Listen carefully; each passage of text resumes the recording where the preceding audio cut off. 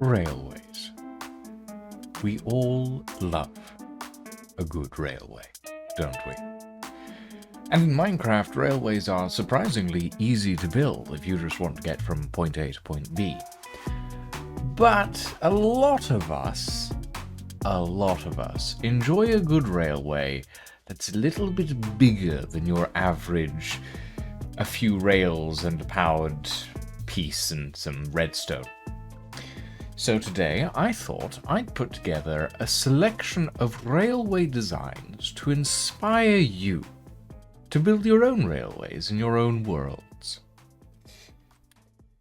Railways are a fascinating subject for me in Minecraft. I do love me a good railway, but there's a lot of different ways to build them. It's surprising, actually, how many different ways there are to build a railway. You can do narrow gauge, wide gauge, standard gauge, you can do monorails, you can do suspended monorails, you can do funicular railways, you can do a bunch of other stuff. I have here today 7 examples of railways that you can build in Minecraft. Now, I haven't gone as far as doing a funicular railway. That's a little bit too complicated for me at the moment. Or rather, I don't have the energy to do that. But we're going to start with the classic standard gauge. So, this here is your classic standard gauge railway. You'll see this in a lot of British sort of shows. You'll see it in a lot of general shows that demonstrate steam trains and stuff like that. But people don't really focus on the railway. But in this instance, we have a railway embankment with a gravel bed for the rail itself, spruce ties using half slabs, and anvils for the rails.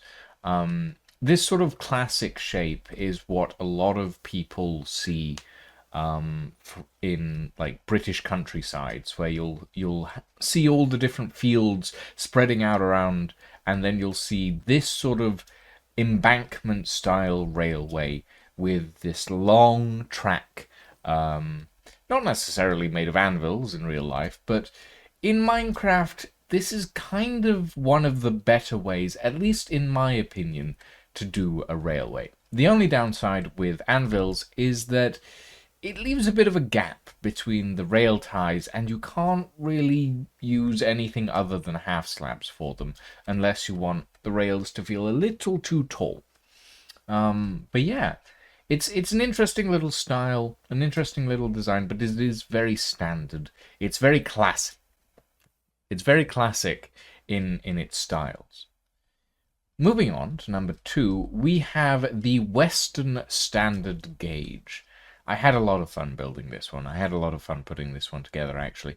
As you can see, we are currently using the 1.21 experimental features. So we have the tough stairs here, and we're also using a little bit of vertical height here.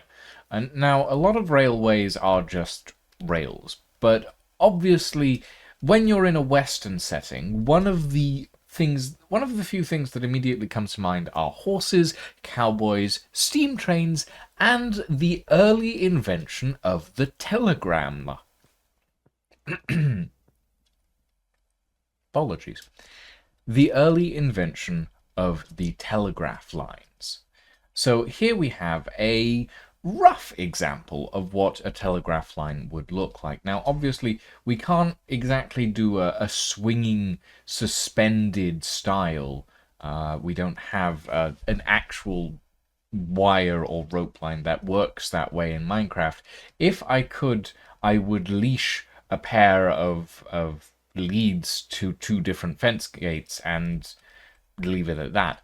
But we don't have that, so instead we're using these chain blocks, or the chain pieces, as a wire to connect these telegraph poles to each other. Now we also have our little horse here tied up to this telegraph pole, and over here a little bit of detail for your Western styles. There's about to be a train heist. Yeehaw, as it were. TNT under the tracks, ready to blow the steam train that is coming down the tracks off its carriages, as it were, off its axles. But in this instance, we have a slightly higher rail track. This indicates a slightly older style, in my opinion, than what we have over here, where this looks like a more modern style railway. This one looks a little bit older, a little bit more antique in its design. So you have these the rail ties, which are made of trap doors instead of full half slabs, which leaves the rails actually feeling a lot taller. But because of the way that the stairs instead of anvils are sort of slanting inwards, it still gives it that feeling of something that is meant to look similar to, but isn't quite the standard sort of railway track. As we all know, railway tracks are kind of just square with a little angling on the edges. But this one still gives us that good feeling of it being a railway. Now with this one here, we have the railway ties spaced out by 2 blocks instead of by 1, as we have over there. Again, it gives it that sort of slightly less structurally supported sort of style than these do, but it gives it that older feeling as well. Now, another thing that you'll notice, unlike our embankment over there, these rails are flat on the ground with a lot of sort of packed mud and dirt, rooted dirt, all of this sort of texture on the floor. Now, the idea behind that is when you run a railway through a desert, an embankment doesn't really work. It just kind of compacts itself down over time. So instead, this rail line is flat to the desert floor, and it keeps the desert sands away from it by essentially compacting the dirt around it down, which I think is a very, very interesting style indeed. Now, moving on to number 3, we have the Miners' Tunnel Narrow Gauge. Now, narrow gauge railways are traditionally known to be used in mining tunnels, shafts, and that sort of thing. They're also known to be used on amusement parks, roller coasters, and that sort of thing. But they originated in the mines, as it were. So here we have a Miners' Tunnel narrow gauge. Now you'll notice I've actually lined up the floor in half slabs with the level of the ties, so that it feels like this is a slightly more shallow railway than what we have over there. Again, it feels a little less tall. Now, I did actually design a little miner's railway car that's over there. I'm going to do a video later on, I think, on different styles of trains that you can actually take on these railways. But that's still a work in progress. Not sure if I will have that done. But I quite like the Miners' Tunnel narrow gauge. It's actually... It gives it a bit more atmosphere. And yes, technically speaking, you could just use a full-on, just standard Minecraft railway instead of using this sort of built-up style. But honestly, I really like this design. Okay, so moving on, we come to the sort of 1960s, 50s style tramway chain drive. This is a style that I actually designed more for a sort of a street access.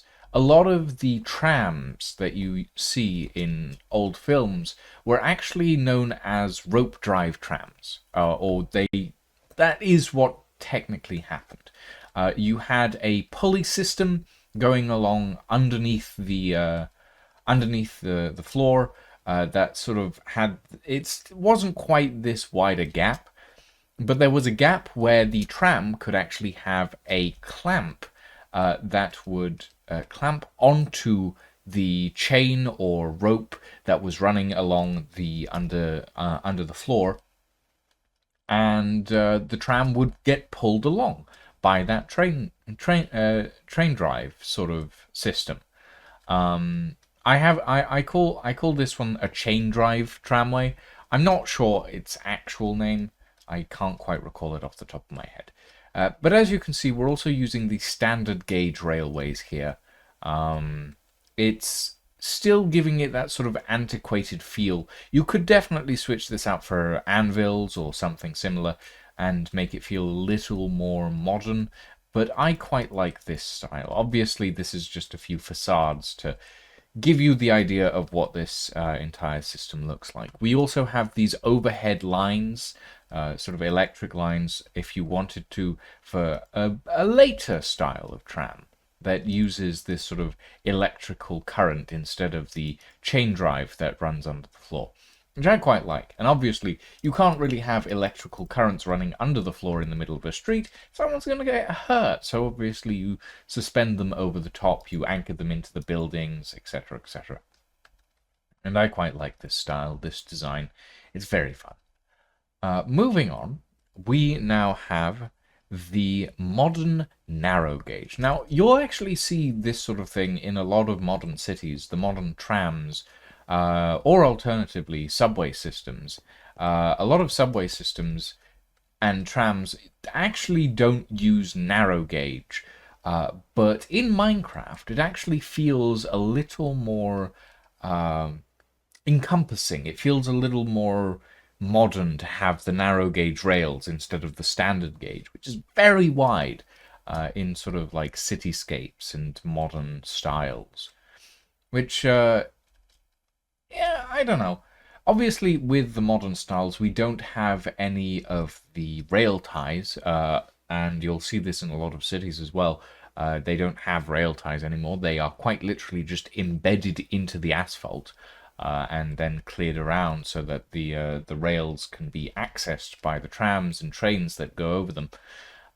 So no rail ties, just these straight lines of anvils that have these little gaps along the side for where the train wheels would plant into the grooves and keep them on track.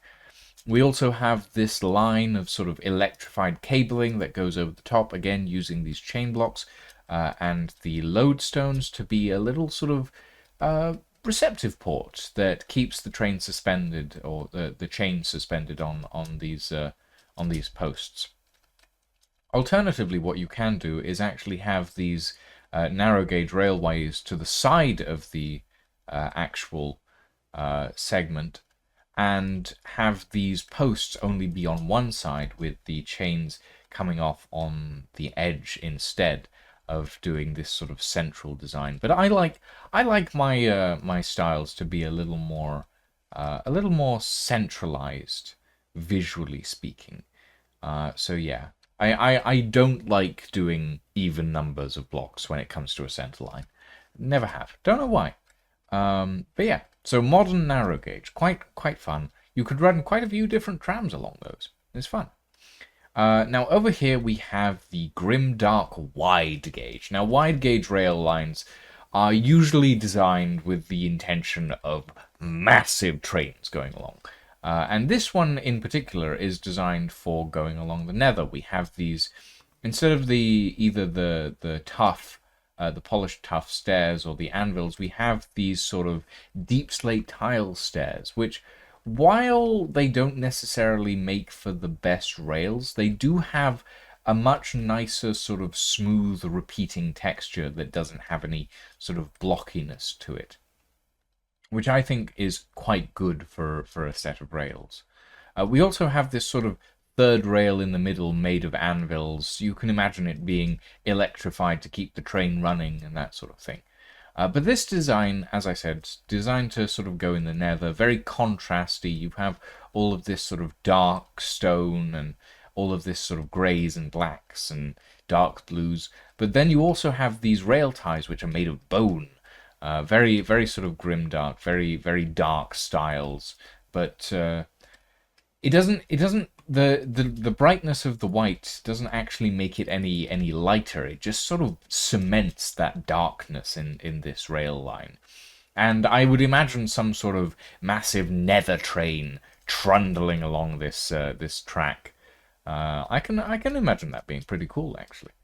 But yeah, last but not least, at number 7, we have the Futuristic Wide Gauge. Now, this is another sort of wide gauge rail line, but instead of taking that Grimdark inspiration, we're actually using what I like to describe as hard light. So hard light is something that shows up a lot in sci-fi, a lot of like futuristic stuff in general.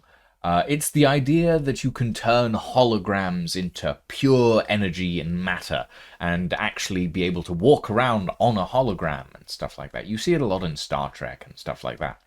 But the idea here is that the hard light narrow gauge is projected up from these towering pillars that race over a world skyline, and obviously it kind of tends to stick with a bit of dystopia as well, where you have these massive pillars of hard light energy beams and trains rushing to and fro, but then you've got the sprawling cityscape of general poverty lying below it, while the rich and powerful use these sort of hard light engines to run across the skies. Alternatively, this also kind of works a little bit as a monorail instead of a wide gauge engine trail, where you can have two separate trains running on singular hard light monorails, which I think is pretty cool, honestly. But, you know, I generally think anything I build is pretty cool, so maybe I'm biased. Maybe you think it's cool as well. But yeah, these sort of designs, all just general inspiration. Feel free to take and try and use these as much as you like. I got inspired for this because I've been building a railway on the World of Madness server recently, and I thought to myself, well, maybe someone is interested in seeing how my brain works with these sorts of things. But yeah, thank you all very much for watching, ladies and gentlemen. I do hope I helped you with some inspiration, and yeah, maybe the next video that I put out will be something to do with trains to run on these railways that I have put forward for you today. But as for now, ladies and gentlemen, thank you very much for watching. Have a very good evening and a very good night, and we shall see you all next time.